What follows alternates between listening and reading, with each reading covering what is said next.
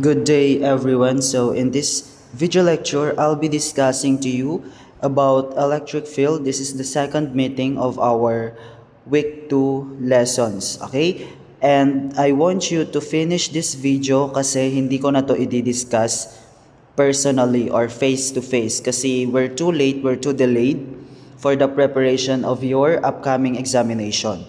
And next week will be our first quiz. So I want you to watch this video. And if you have concerns or questions regarding these lessons, you may private message me.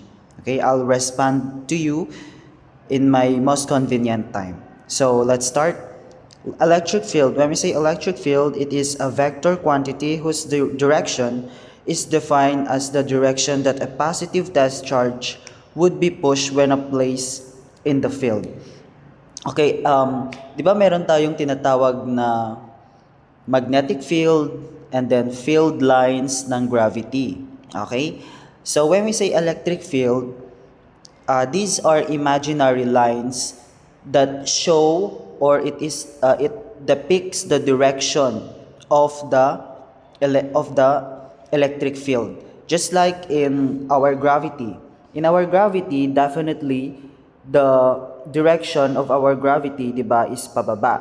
Therefore, its field line is downward. So that's it. When we say electric field, these are imaginary line for us to show the direction of the electric field. Okay, just like in magnetic field also, it shows the direction of the force. So they are imaginary lines. Okay, next. So we have this representing electric fields. The strength and direction of an electric field at a point can be represented. Making use of electric field lines, this is analogous to using magnetic field lines to represent magnetic fields around magnets. Okay, so gaya ng sabi ko kanina, if we are talking about magnets, we term the lines as magnetic field. And if we are pertaining to the direction of the gravity, we term that as field lines. And if we are talking about electricity or which involves charges, then we also term that as electric fields. So they are usually imaginary lines, arrow lines that shows the direction of the force. Okay? So let's have this. First, we have this first representing electric fields. We have your positive charge acting on a test charge. We also have your negative charge acting on a test charge. And the third one is electric fields around isolated charges. Isa-isahin natin to kung paano natin i-represent yung direction or electric field ng positive, ng negative, acting on a test charge, at kapag walang test charge, which means solo lang, solo na positive at solo na negative. Okay? So first, this is how we represent the electric field between a positive charge and a test charge. Okay, ang tawag dito ay test charge. Test charge or point charge.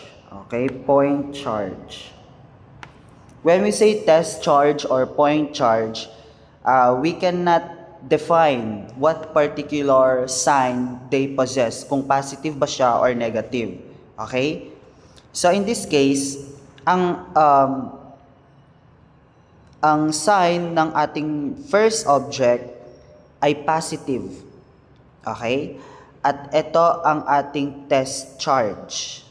Test charge. So let's say this is our test charge. This is the positive charge. Always remember, okay, kapag ganito ang scenario, ang direction ng ating electric charge ay away from the charge object. Okay? Away from the charge object. And always remember din na ang point charge ang laging nagmo-move. Okay, siya ang papakialaman lagi natin, gaya ng sa ating perspective doon sa ating superposition principle. Okay? Dito naman, si test charge or point charge ang magmo-move. Okay? So kapag positive ang charge object, ang direction ng ating electric field, okay, specifically yung direction ng ating test charge ay away from the positive charge object. Okay? Next naman, we have your negative charge. Kapag negative charge object naman, and this is our test charge, okay? Ang test charge ay it will move towards the charge object. Okay? It's the opposite. Kasi nung previous, kapag positive naman, okay, the point charge will move away from the charge object. So that's the difference between the two. Okay? Next, the third one, we have these isolated charges. Pag sinabi nating isolated charges, ito yung mga direction ng charge kapag nag-iisa lang yung object, walang test charge at walang any other object na nakapaligid sa kanya. So kapag positive, ang direction ng ating electric field ay outward. Okay? Outward from the circle. And kapag negative naman, ang direction ng ating electric field ay inward. Okay? Inward. Papunta sa circle.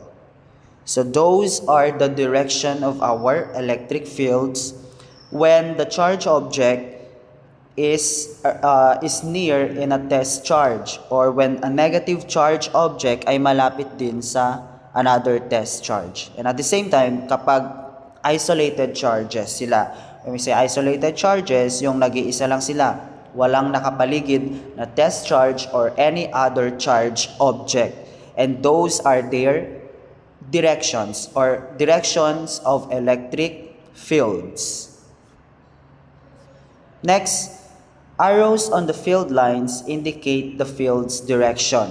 The direction of a positive test charge would move if placed in the field. Okay?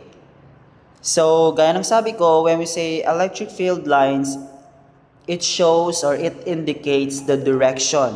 Okay? It's an imaginary line para ipakita lang yung direction niya. But they say for example, nakalagay dito, the direction of a positive test charge would move if placed in the field. So what particular scenario is this?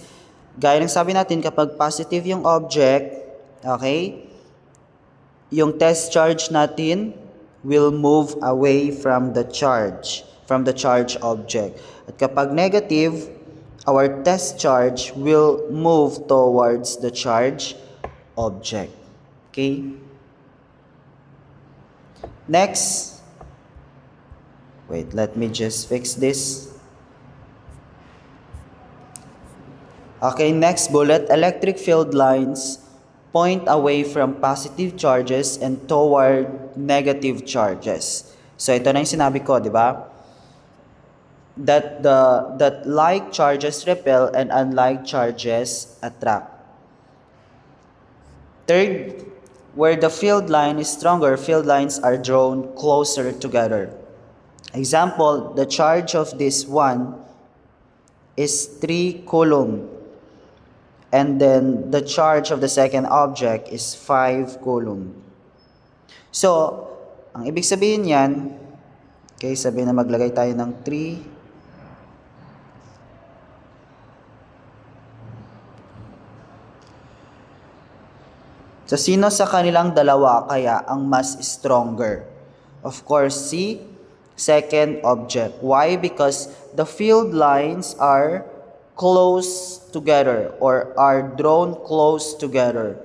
And if that's the case, okay, if that's the case, kapag magkakalapit yung mga electric field lines, ibig sabihin mas malakas yung field nila. Okay, mas malakas, mas stronger kumpara sa magkakalayo yung electric field line. Okay, so next. Field lines do not intersect or touch. Just like in the gravity, diba? Our gravity is only going downward. Wala namang gravity na nag-intersect. Ganyan. Okay, because if that will happen, of course, all object will collide each other. The same also with our field lines. Okay, our field lines do not intersect. They never intersect to each other, because it will destroy the charge. Next, we also have this one. Field lines are drawn perpendicular to a charged surface or charge. Anong ibig sabihin yan? Say for example, we have this positive charge. Okay? Diba kapag positive, ang movement niyan ay outward. Diba? Outward from the circle. Yan. Outward from the circle. And if we have this point charge or test charge, saan siya magmo-move kapag positive ang nailapit sa kanya, di ba? Away. Okay? So this is what we call perpendicular. They are perpendicular. The electric field lines are all perpendicular, which is equal to 90 degree. That is what we call perpendicular. Okay? Next. The stronger the electric field, the greater the magnitude of the charge. This is represented by drawing more field lines around the larger charge than around the smaller charge. Sinabi ko na to dati, di ba? That if our first charge object is 5 coulomb and the second object is just 3 coulomb, definitely mas madami ang electric field lines nito kesa sa 3 coulombs lang. Okay? Ganyan. So, the greater the magnitude of the charge, the greater will be its electric field. And the smaller the magnitude of charge, the weaker the electric field. Okay? So, that's the relationship of electric field and the charge. Next, so let's proceed here. Third meeting. The third meeting is all about computing electric fields. Okay? So this will be your third formula, di ba? Ang first formula natin is yung Q is equal to NE. The second formula is our electric force, which is Fe is equal to K Q1 Q2 divided by R squared. Now for your electric field, okay, your electric field is denoted as capital E. And its unit is Newton per coulomb. Our Q here is nag-iisa na lang. Ibig sabihin, isang object, isang charge object lang ang involved sa scenario na dito. Okay? So, definitely, ano ang unit ng Q? That is in coulomb. Our R is the distance of a charged object from a point charge, and which is expressed usually in meters. Okay? Next, our K also is coulomb constant. Okay? Dapat memorize na natin to. That is equal to 9 times 10 raised to 9 Newton times meter squared per coulomb squared. So that will be our formula in computing electric field. Next, so these are the steps in solving superposition involving electric field. First step, you need to draw the vectors, okay, and label it. Kung electric field 1 ba siya or electric field 2. Find the magnitudes by computing the value of electric field using this formula. Okay? And find the x and y component. This was discussed to you during our physics 1, diba? On how we get the x and y component. That when we say x, we use the cos, and when we say y, we usually use the sine. Okay? Then, you just need to add the x and y component, the summation of all x and summation of all y. And after that, you can now get the total electric field of the problem, and also can be identified its direction using the formula of inverse tan y divided by x. Don't worry, we will be going to solve some problem solving so that you can relate to what I am saying. Okay, so let's have this first example. So let me just take a screenshot of this.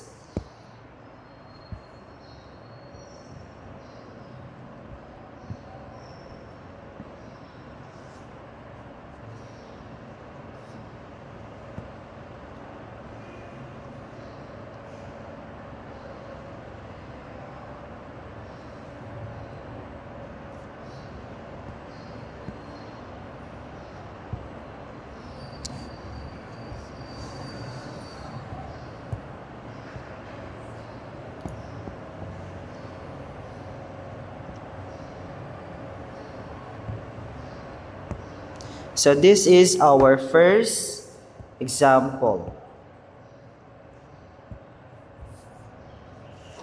2-point charge, we have our Q1. Okay, ito yung Q1 na natin, di ba? Our Q1 which is equal to, let us list all the given. Our Q1 is equal to negative 2 times 10 raised to negative 5 coulomb. Okay? Next, we also have your Q2.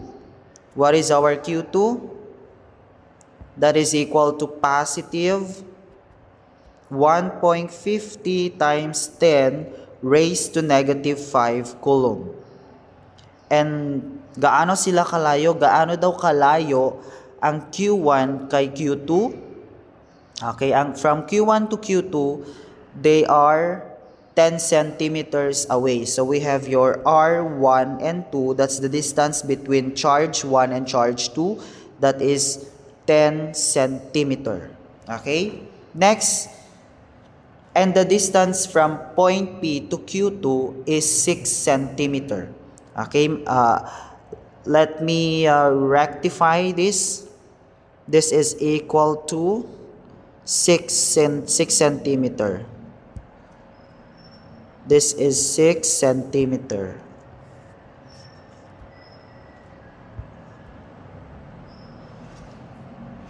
The distance of test charge, as evident here sa picture, the distance of test charge from our Q2 is 6 centimeter. Okay? So, lagay natin R2 from P. Okay? That means that is the distance between charge or second charge object from point charge. That is equal to 6 centimeter. So those are the given. First step. Ang first step natin, determine the magnitude and direction of electric field due to Q1 at the point P. Okay, due to Q1 at the point P. Ibig sabihin, kunin muna natin yung direction daw ng Q1 due to point P. Okay? So, first step, direction and magnitude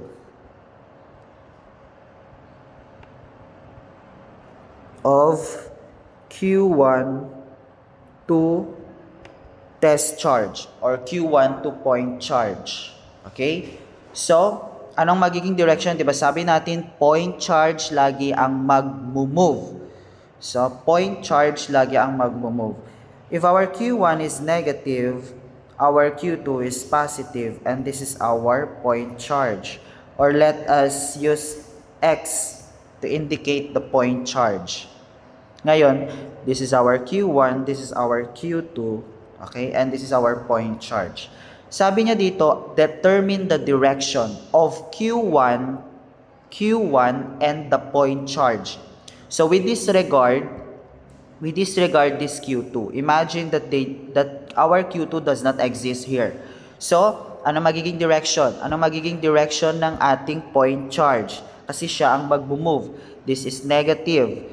This is point charge. Where will it move? Kapag negative, okay, the point charge will move towards the negative charge. Okay, papunta siya sa west. And we use or we name this as E sub 1. Electric field 1. Okay, electric field 1. So that's the direction of our Q1, okay, to the point charge. Now, we already determined the direction. Ang next naman na ay yung magnitude. So, i-compute natin yung electric field. Sabi natin, electric field is equal to KQ divided by R squared. So, substitute, ano ang K natin? K is equal to 9 times 10 raised to 9 Newton times meter squared, Coulomb squared. Okay? Ang ating Q1, ano ang ating Q1? Our Q1 is 2 times 10 raised to negative 5. Absolute value. So, 2 times 10 raised to negative 5 Coulomb divided by the R squared. Okay, ano yung distance? Ano ang distance? Since ang involved dito ay si Q1 hanggang kay point charge, yun ang distance na gagamitin. Gaano daw kalayo? Q1 to, ito yung point charge. Gaano sila kalayo? That is 16 centimeter. Diba? 16 centimeter. However, okay, R is equal to 16 centimeter. But, okay,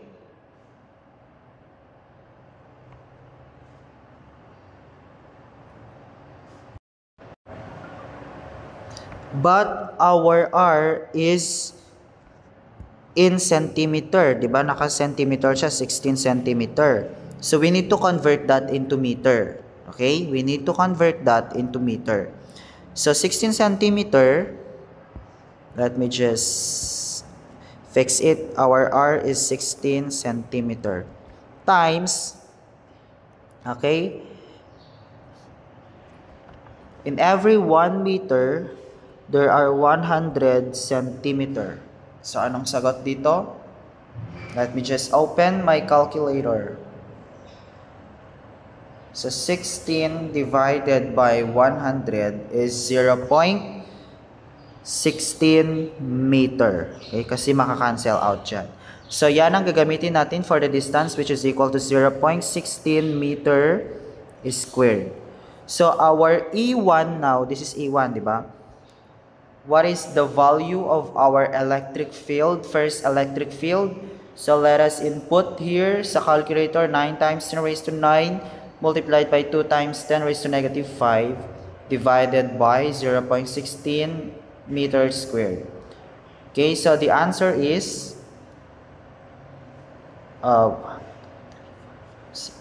so 7.03 times 10 raised to 6. And what is the unit of our electric field? That is Newton per Coulomb. So that is the magnitude of our first charge. Or I mean, that is the magnitude of our first electric field, rather. Okay. Next, what is the second one? Determine the magnitude. Second step, determine the magnitude and direction of electric field due to Q2 naman at point P. Due to Q2 at point P. So second step, okay. Second step is direction and magnitude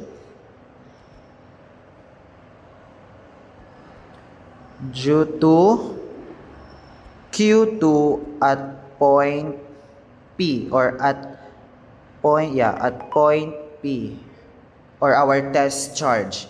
Diba tapos na tayo sa Q1, next si Q2 naman na. Okay? Ikuha natin ulit, diba? Ang negative, that is our Q1. This is positive, this is our Q2. And this is our point charge. Si Q2 na ang papakialaman natin. Q2 at yung ating point or test charge kasi tapos na si Q1. So saan to pupunta? This is positive. Pinag-usapan natin ay si Q2. Si test charge ang mag-move. So saan to pupunta? Pupunta siya sa is. Okay? 'Di ba? Kapag positive, the test charge will move away. Kapag negative, the test charge will move towards the charge object. So that is the direction of the second electric field. Okay? This is the second electric field. Yung una naman since Q1, that is our first electric field. Electric field, ibig sabihin nito, electric field of the first object, which is our Q1. Okay? And our E2 is the electric field of our second object. Kaya E sub 2. Okay? Next, the same process, kunin natin yung magnitude nito. So, E is equal to K Q2. Since Q2 na ang pinag-usapan at R squared is equal to, ano ulit ang ating K? That is, so this is E2. So our E2 is equal to 9 times 10 raised to 9 Newton times meter squared all over Coulomb squared. Multiplied by our Q2. What is our Q2? That is equal to 1.50.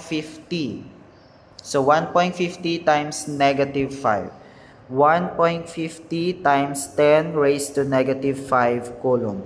Divided by, okay, anong distance? Ang pinag-uusapan ay si Q2, okay? Q2 hanggang kay P. Q2 hanggang kay test charge. So, anong distance nila? Balik tayo sa illustration. Ito, di ba? Q2 hanggang kay P, that is 6 cm. Since naka-centimeter yan, okay, our R is 6 cm. So, we convert that into meter. In every 1 meter, we have 100 centimeter. So, 6, okay, 6 divided by 100 is equal to 0.06 meter squared. So, what is the value of our E2? Ilagay natin sa calculator. So, 9 times 10 raised to 9 multiplied by 1.50. 1.50 times 10 raised to negative 5. Divided by 0.06 squared. That is equal to 3.75 times 10 raised to 7 Newton per Coulomb. So that is our electric field of the second object. So we're done with the second step. Next step, determine the magnitude and direction of the net electric field at point P due to the two charge. So, anong i-compute na natin? Net electric field. Okay, net electric field. So, that's the third step. Okay? Sorry. Okay, proceed na tayo sa third step.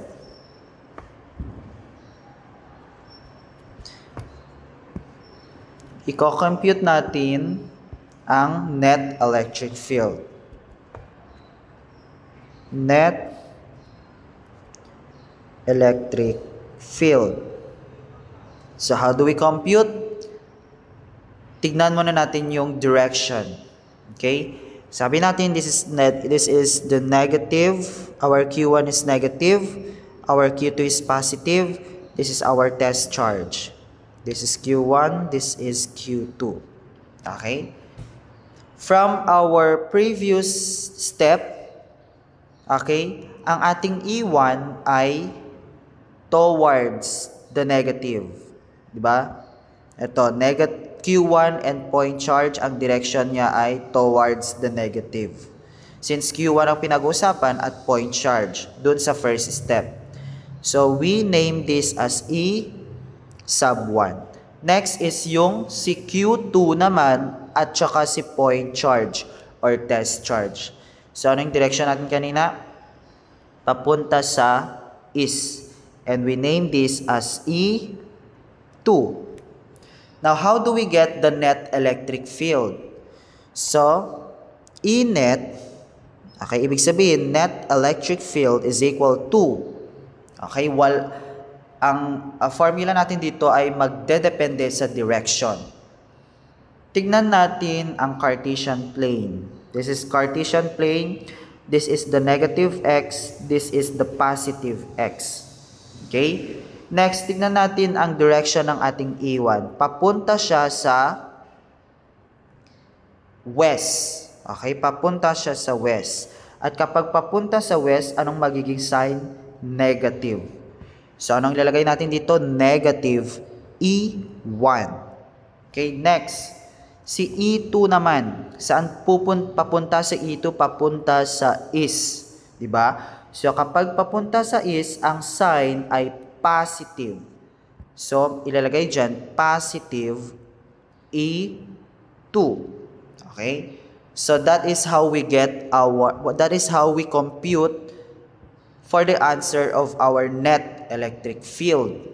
Okay, next, i-substitute natin. Ano yung nakuha ulit natin kay E1? Ang E1 natin ay, ito, di ba? 7.03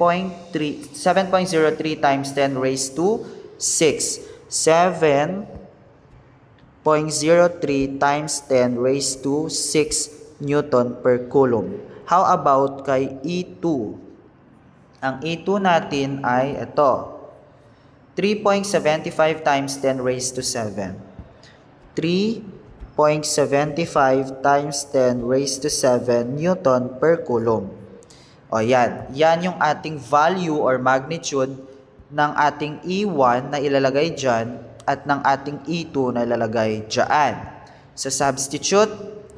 E net now is equal to, o negative, ano ang E1 natin? 7.03 times 10 raised to 6 Newton per coulomb. And then plus, kasi plus to, di ba?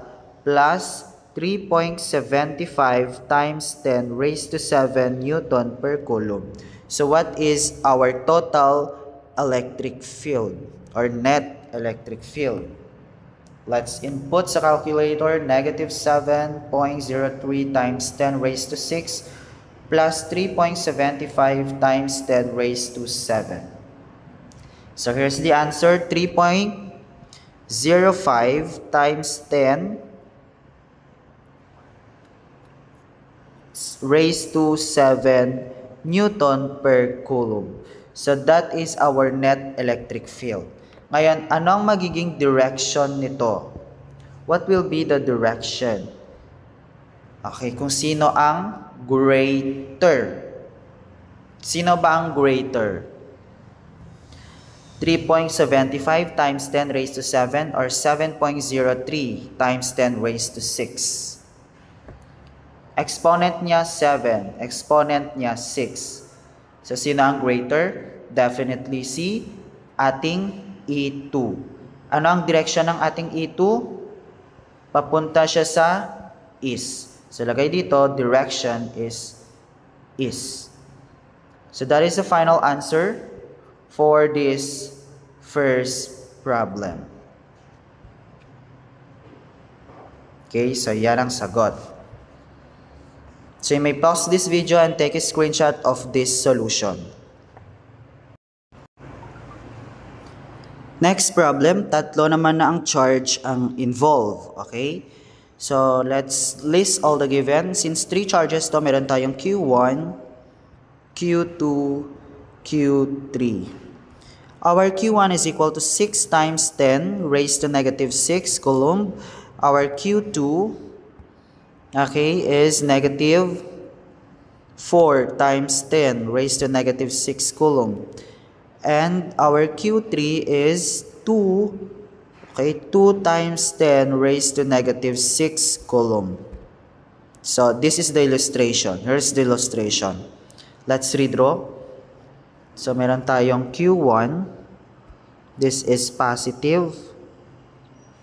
Negative ang ating Q2. Positive ang ating Q3. And nandito ang ating test charge. Gaano sila kalayo sa isa't isa? Okay, 1 meter, di ba? They are all 1 meter away from each other. So, ilang electric fields ang makocompute natin dito? Definitely, there are 3 electric fields kasi 3 charge objects ang meron tayo. Okay? So ang una ay, anong una? Si Q1 and point charge. Next, meron din tayong si Q2 at point charge. Meron din tayong si Q3 at point charge. Okay? So, yun. Tatlo ang ating magiging electric field. Ito ay magiging E1 natin. Ito ay magiging E2. This is also our E3. So, let's determine the direction. Ano kayang magiging direction ni Q due to Q1 at point P? This is our Q1 and this is our point P. Saan to pupunta? Kapag positive. Okay? Disregard natin to ha. Disregard muna ito kasi wala mo na sila. Hindi silang pinag-uusapan. Ang pinag-uusapan ay si Q1 at point charge. Okay? So, saan to pupunta? Saan to pupunta kapag positive? That is away from the positive. Diba? Away from the positive. And we name this as our E sub 1. Next. Number 2. Q2 at point P. Q2 at point P. This is negative. Saan kaya pupunta? Towards the charge object. Diba? So, towards the charge object. And we name this as E sub 2. Okay, na number 2. Next, number 3. Q3 at point charge. This is our Q3, positive, and this is our point charge. So, saan siya pupunta? Since this is positive, so saan siya pupunta? Away from that object. So, we use different color, papunta siya dito. And we name this as our E sub 3. So, there are 3 electric fields, 3 magnitude of electric fields. So, let's compute. So, meron tayong E1 is equal to KQ1. Diba? All over R squared. Since Q1, E1. Diba? So, ano ang K ulit? That is 9 times 10 raised to 9 Newton times meter squared, coulomb squared. Ano ang ating Q1? Our Q1 is 6 times 10 raised to negative 6. 6 times 10 raised to negative 6 coulomb. Next, ano ang distance? Distance ng Q1 hanggang kay point charge. Diba yan ang number 1 natin? Ang number 1 natin, Q1 hanggang kay point charge. So, Q1 hanggang kay point charge. Gaano siya kalayo? So, 1 plus 1 plus 1. That is 3 meters. So, ilalagay dyan ay 3 meters squared. Okay? So, kunin na natin kung ano magiging value nito sa calculator. So, we have 9 times 10 raised to 9, 6 times 10 raised to negative 6, divided by 3 squared. Okay, the answer ay 6,000 Newton per coulomb. Diba? That's the unit. So, this is our E1. Next, si E2 naman na. E2. Okay? So, E2 is equal to K Q sub, anong subscript nito? Since E2 na siya, so si Q2 nang pinag-uusapan, R squared. Okay? Ano ulit yung K natin? That is 9 times 10 raised to 9 Newton times meter squared Coulomb squared. Multiplied by our Q2. Ano ang Q2? Our Q2 is 4, o negative, going absolute value, that means positive. 4 times 10 raised to negative 6. So 4 times 10 raised to negative 6 Coulomb divided by, anong distance ang gagamitin? Q2 na to. Q2, di ba number 2 na tayo? Q2 hanggang kay point charge. This is our Q2 hanggang kay point charge. So, gaano daw sila kalayo? Distance. So, 1 meter to 1 meter, i-add lang natin yan. That is 2 meter. Lagay dyan, 2 meter squared. So, anong magiging sagot natin? So, 9 times 10 raised to 9, 4 times 10 raised to negative 6 divided by 2 meter squared. The answer is 9,000 Newton per Coulomb. Okay? So that is our E2. Next, E3 naman na tayo. E3 is equal to KQ3 divided by R squared. So, substitute ulit. Our K is 9 times 10 raised to 9 Newton times meter squared Coulomb squared. What is our Q3? From the given, our Q3 is 2 times 10 raised to negative 6. 2 times 10 raised to negative 6. So, 2 times 10 raised to negative 6 Coulomb divided by, anong distance na gagamitin? Q3 hanggang kay point charge. Number 3 na tayo, di ba? Q3 hanggang kay point charge. Ito ang ating Q3 hanggang kay point charge. Point charge. Gaano sila kalayo sa isa't isa? That is 1 meter. So, lagay dyan, 1 meter is squared. So, let's put this in a calculator. 9 times 10 raised to 9 multiplied by 2 times 10 raised to negative 6 divided by 1 meter squared. The answer is 18,000 Newton per Coulomb. So, that is our E3. Okay?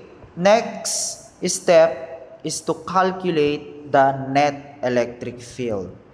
Diba? Net electric field. Okay? So, tignan ulit natin yung direction nila. Okay?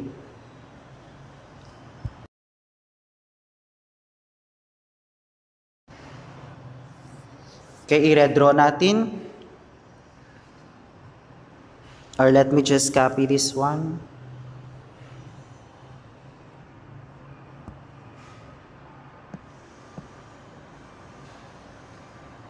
Okay.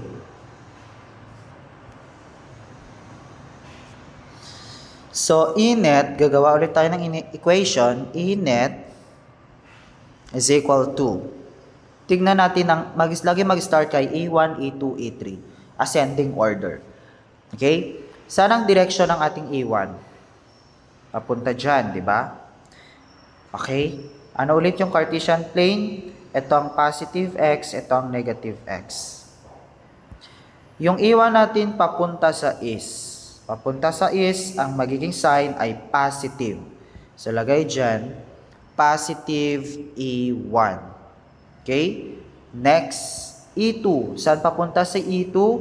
Papunta siya sa west. Kapag papunta sa west, ang magiging sign ay negative. Kaya minus E2. Diba? Next, tapos na tayo kay E1 and E2. next kay E3. Saan papunta si E3? Papunta siya sa is. At anong sign? That is positive. Plus E3. Okay? So, yan ang magiging equation natin to compute for E1 ay for the net electric field. Okay? Ano ulit yung value ng ating E1? Ang ating E1 ay equal siya sa 6,000. Okay? Sulat natin dito. 6,000 Newton per coulomb. Ang ating E2 ay 9,000. This is 9,000. And our E3 is equal to 18,000. So 18,000 Newton per coulomb. O, kunin na natin yung E net. So E net is equal to E1, positive yan, di ba? So, kunin lang to, E1, 6,000 Newton per coulomb. Next, negative to, di ba? Negative E2. So, ilagay dito, negative. Ano ang E2? That is 9,000 Newton per coulomb.